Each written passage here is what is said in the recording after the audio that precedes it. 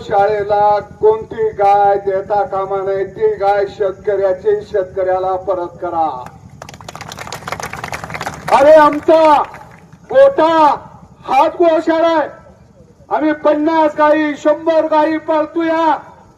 आम्हाला रुपया नाही, शिने काय सुद्धा नाही. शेड मारायचं आणि पोलीस स्टेशन पकडायचं.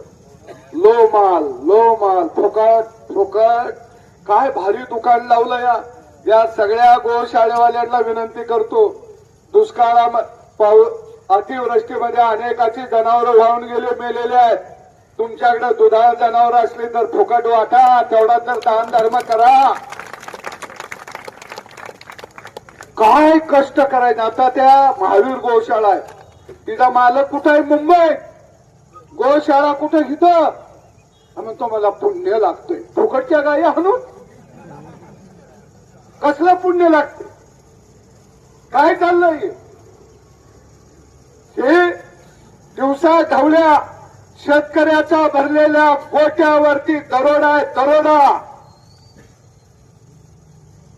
मला अनेक फोन येतात, तो असाच आहे, तो तसाच आहे, तो आमच्याच जातीचा नाही, तमक्याच जातीचा नाही.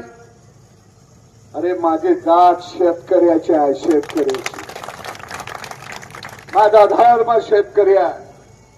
माझी माय ही काळी माती आहे. गेली 35 वर्ष शेतकऱ्याच्या साठी लढण्याचं काम केलं.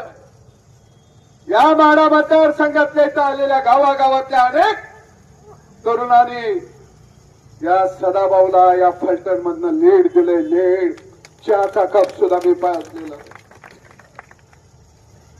अरे सामान्य माणसासाठी आम्ही लढतो. आज सामान्य माणसाच्या डोळ्यात आसू आहेत. आणि अशा परिस्थितीमध्ये मी सरकारला विनंती करतो की शेतकऱ्याचा थळ्या दुधाचा गोटा वाचवूया आणि गोपालकाला जगवूया, एवढीच अपेक्षा व्यक्त करतो. इथं संपतो. धन्यवाद.